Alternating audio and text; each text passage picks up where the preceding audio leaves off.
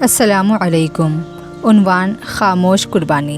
رات کا آخری پہر تھا، ہر طرف خاموشی چھائی ہوئی تھی، صرف گھڑی کی ٹک ٹک اور سائمہ کی دبی دبی سسکیاں کمرے میں سنائی دے رہی تھی۔ شوہر اسد ایک طرف سویا ہوا تھا گہری نیند میں، جیسے دنیا کی کوئی فکر نہ ہو۔ سائمہ کا دل بھرا ہوا تھا، آنکھیں آنسوؤں سے تر اور دل میں ایک طوفان برپا تھا۔ کیا میں صرف اس گھر کی نوکرانی ہوں؟ کیا میری محبت، میری خدمت، میری قربانیوں کی کوئی قدر نہیں؟ اس کے دل میں سوالوں کا ہجوم تھا۔ اسد سے شادی کو 10 سال ہو چکے تھے، 2 بچے تھے، ایک چھوٹا سا گھر، بظاہر سب کچھ مکمل، لیکن دل کا سکون، وہ جو ایک عورت اپنے شوہر سے چاہتی، وہ تسلی، وہ توجہ، وہ محبت، وہ کہیں کھو گئی تھی۔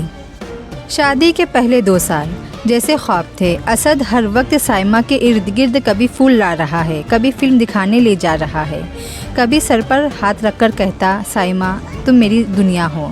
سائمہ کے لبوں پر مسکراہٹ اور دل میں سکون اتر جاتا۔ وہ ماں بننے والی تھی اور اسد اس کے لیے بچوں کے کپڑے، جھولے اور کتنی ہی تیاری کر رہا تھا۔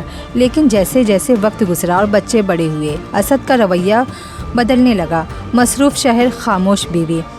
اب اسد صبح 9 بجے دفتر جاتا، رات 8 بجے لوٹتا، موبائل اس کے ہاتھ میں ہوتا یا لیپ ٹاپ پر نگاہیں۔ سائمہ کچھ کہتی تو جواب آتا، تھک گیا ہوں، ذرا آرام کرنے دو، یا اب بچوں کی فکر کرو، میں تو گھر چلاتا ہوں۔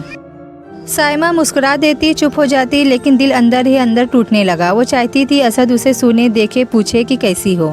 وہ بھی تو انسان ہے، بیوی ہے، صرف بچوں کی ماں یا گھر کی نوکرانی نہیں۔ ایک دن بچوں کی طبیعت خراب ہو گئی۔ سائمہ نے اکیلے ہی ہسپتال بھاگ دوڑ کی، دوائیوں کے لیے ادھر ادھر بھاگی، بچوں کو سنبھالا اور خود بیمار ہو گئی۔ اسد آیا تو پوچھا تک نہیں، صرف اتنا کہا، 2 دن دفتر سے چھٹی لے لی، اب بس کرو یہ ڈرامے۔ سائمہ نے صرف ایک نظر اسد کو دیکھا، وہ نظر سوالوں سے بھری ہوئی تھی، لیکن لب خاموش تھے۔ ایک رات سائمہ کی طبیعت بہت خراب ہوئی، اسد سو رہا تھا۔ سائمہ نے جگانے کی کوشش کی، لیکن وہ تھکن کا بہانہ بنا کر پلٹ گیا۔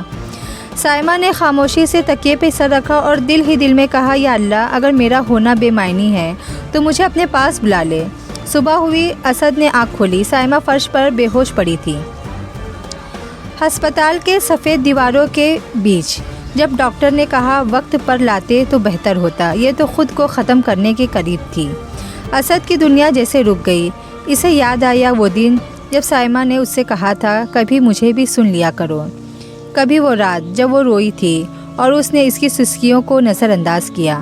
وہ کرسی پر بیٹھ کر سر پکڑ کر رو پڑا، آنکھوں سے برسنے والے آنسو سائمہ کے ہر درد کا جواب تھے۔